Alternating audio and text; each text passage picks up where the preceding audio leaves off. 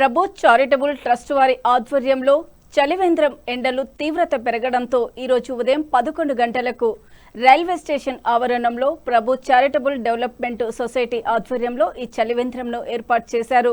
దీనికి ముఖ్య అతిథిగా స్థానిక sub inspector Shri L Ramakrishna గారి చేతుల మీదుగా రిబ్బన్ కట్ చేసి ప్రారంభించారు.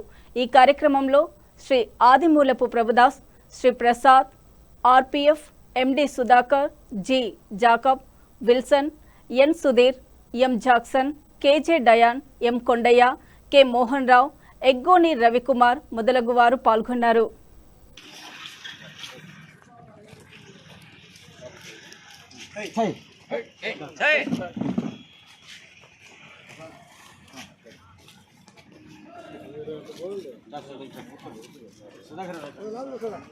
సార్ కనపడ్డా ఇంతే ఉండాలా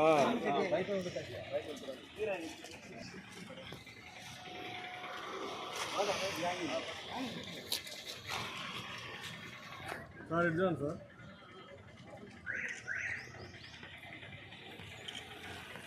ఓకే